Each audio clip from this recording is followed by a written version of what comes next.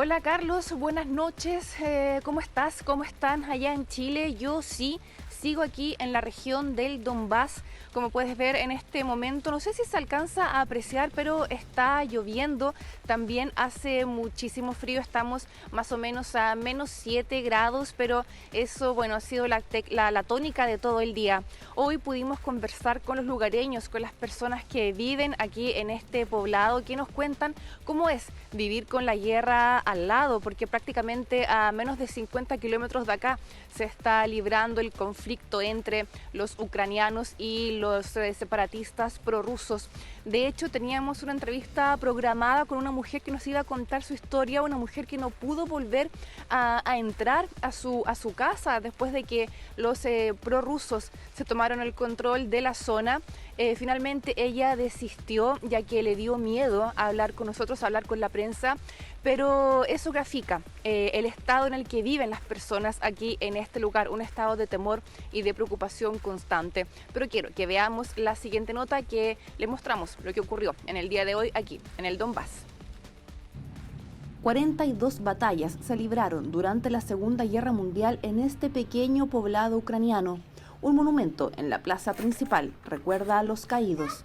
Una cierta desolación embarga la ciudad, que a ratos parece apagarse a causa del frío extremo, o quizás sea porque a escasos 50 kilómetros de aquí se está combatiendo la guerra entre el ejército ucraniano y los separatistas prorrusos.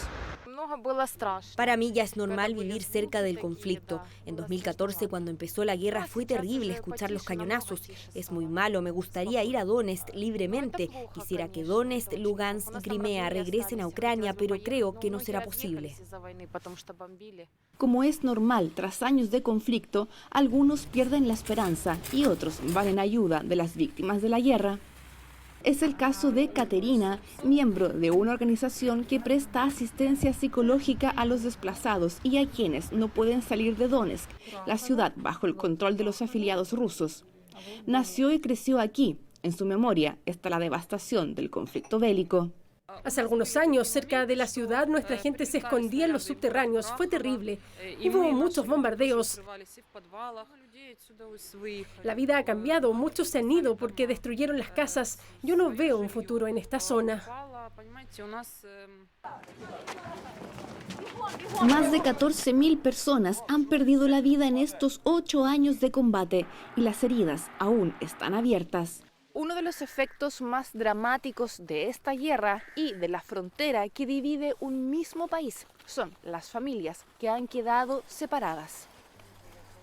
Una voluntaria nuestra dejó a su hija con su abuela, salió a trabajar y se encontró con que no le dieron el permiso para regresar a Donetsk. Esperó un año entero para obtenerlo y solo hace 4 meses se lo dieron y pudo regresar. Esa mujer se llama Tatiana, vive en el territorio separatista. Pudimos conversar solo por teléfono. Juntarse con ella es imposible y por su seguridad prefirió hacerlo sin mostrar su rostro. Un conflicto armado que deja huellas imborrables, además de una población ideológicamente dividida, donde algunos nunca han dejado de sentirse parte de Rusia. Creo que los rusos no atacarán. Nosotros también somos rusos. Sería tonto que nos hicieran daño entre nosotros. La Unión Soviética fue parte de mi vida. Me gustaba esa etapa. Fuimos grandes. Todos éramos amigos y no había nacionalismos como ahora.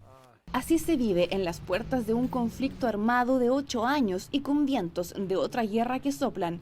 El futuro parece cada día más incierto y lo único que se espera es no volver a esculpir una lista así de larga en honor a los caídos.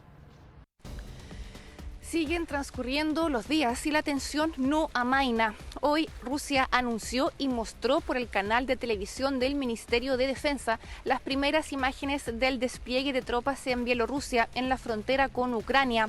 Hay medios de combate, artillería pesada y cañones apuntando a Ucrania.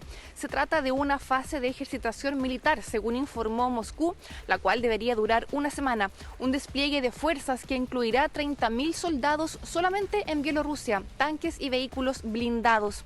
Por otro lado, el presidente de Estados Unidos, Joe Biden, autorizó también el envío de 3.000 soldados estadounidenses a países de Europa del Este, en particular a Polonia y Rumania.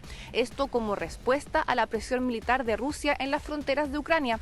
Además, otros 8.500 efectivos están listos para ser movilizados a Europa.